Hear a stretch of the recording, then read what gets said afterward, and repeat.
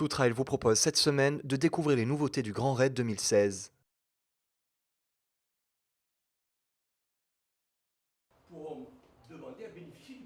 À peine la page s'est-elle tournée sur la dernière édition du Grand Raid que les bénévoles de l'association sont déjà à l'œuvre pour 2016. Comme chaque année, la conférence de presse du mois de décembre permet d'annoncer quelles seront les nouveautés pour la prochaine édition. Et le moins que l'on puisse dire, c'est que les journalistes qui étaient présents avaient de quoi coucher sur le papier. Cette édition 2016 va opérer en effet de nombreux changements, et pas des moindres, le parcours, les modalités d'inscription et peut-être même une nouvelle course.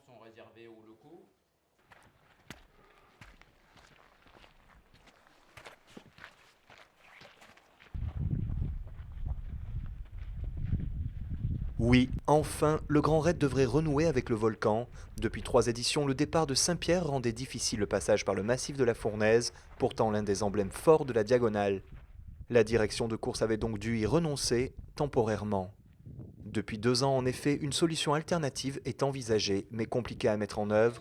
Après le poste du domaine Vidotte, jusqu'auquel rien ne serait changé, ce nouvel itinéraire passerait par la plaine des Grègues, la rivière des Remparts, Grand Coude et Langevin. 2 traversées de ravines par des sentiers à flanc de remparts qui n'existent plus ou ne sont plus entretenus et qu'il faut donc réhabiliter. Sauf qu'aujourd'hui, c'est le parc national qui impose des restrictions.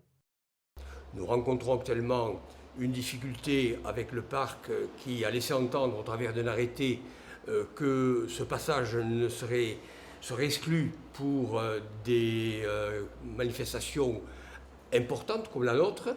Donc nous allons nous rapprocher du parc, négocier, voir ce qu'on peut leur apporter, la réponse qu'on peut donner, et ensuite on tirera les conclusions de cette rencontre.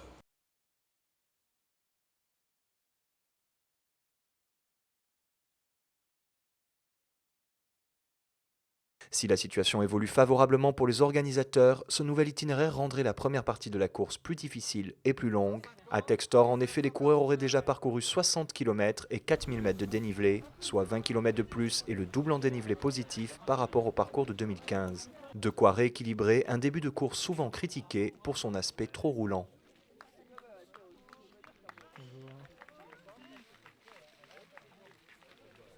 Pour compenser ces kilomètres en plus, il faudra bien en revanche en enlever quelque part. Entre le Piton Textor et Marla, le parcours resterait le même, avec donc un passage par Marabout, le Coteau Kervegen, Sillaos et le Taïbit. C'est à Mafat que le changement aurait lieu. Fini le circuit en zigzag, les coureurs traverseraient le cirque du sud au nord comme il y a quelques années. Ainsi, après Marla, les coureurs fileraient vers Rocheplate par Trois-Roches, puis par la Brèche, les Orangers, Bras-Doucy, jusqu'à Debras. À Debras, les grands raideurs continueraient sur le parcours du Trail de Bourbon et de la Mascarène 2015, c'est-à-dire par le mur de Dodane, puis la redescente sur le chemin Ratinot. La grosse difficulté de la montée du Maïdo serait donc remplacée par celle de Dodane. La fin du parcours resterait la même, commune aux 3 courses, par la Cala, le chemin des Anglais et le Colorado. Avec ce nouveau format, le Grand Raid serait le plus dur de son histoire, avec 170 km et 11 000 mètres de dénivelé positif.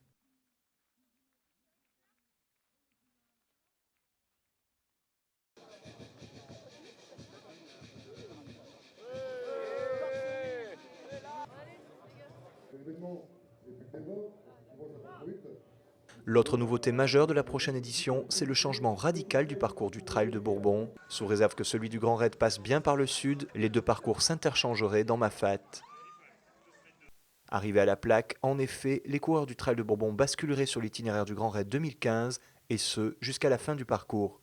Avec donc toute la traversée de Mafat par Illet-à-Bourse, Grand Place, La Roche-Ancrée et Roche-Plate, et une sortie du cirque par le Maïdo.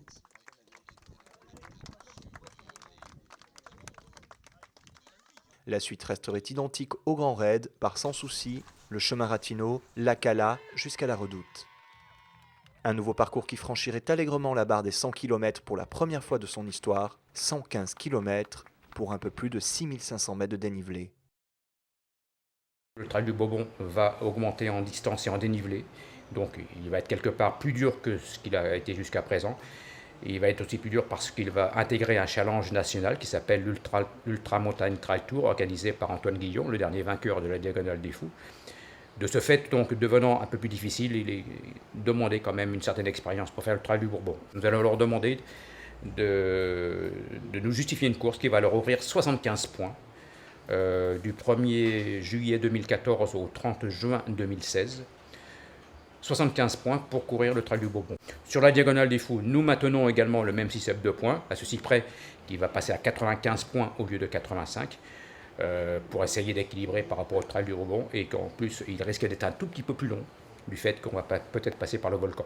Les points qualificatifs sur le Trail de Bourbon ne sont pas la seule nouveauté des modalités d'inscription. 2016, ce sera aussi le grand retour du tirage au sort, ou plutôt des tirages au sort. 6 tirages en tout qui concerneront les 3 courses et aussi bien les locaux que les extérieurs.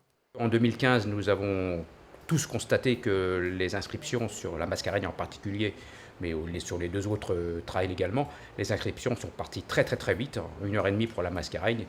Donc il est clair qu'un tel engouement suscite une frustration sur pas mal de personnes qui n'ont pas le temps matériel de venir s'inscrire avant les autres, et donc pour éviter à nouveau cet engouement trop frustrant pour certains, nous avons pensé donc à faire un tirage au sort. Les dates restent à définir, mais nous allons faire une période de préinscription qui va s'étaler de mi-janvier à mi-février. Le tirage au sort aura lieu tout de suite après, donc mi-février, 20 février tout au plus. En février, il y aura donc plus de 5000 coureurs heureux et sûrement beaucoup de déçus par le résultat du tirage au sort. Il restera néanmoins peut-être une autre solution pour faire partie de la fête. L'organisation réfléchit en effet sérieusement à la création dès cette prochaine édition d'une 4e course en relais par équipe de 4 sur un format long de 200 km. L'intérêt, si vous voulez, c'est de présenter plusieurs facettes de manière à pouvoir faire plaisir aux gens. Voilà, la demande est là, on verra si elle se maintient, on rajoute une 4e, c'est pas encore fait, on peut la supprimer, on peut s'adapter à des situations. Là, effectivement, ça sera plus dans un esprit de convivialité, de se faire plaisir, de participer à une équipe, que, disons, la vocation très sportive et très sélective d'arriver par tous les moyens, de faire un temps, etc. On ne sait même pas d'ailleurs si on va mettre un temps, si on va être les premiers prix, on est encore pour l'instant à l'étude.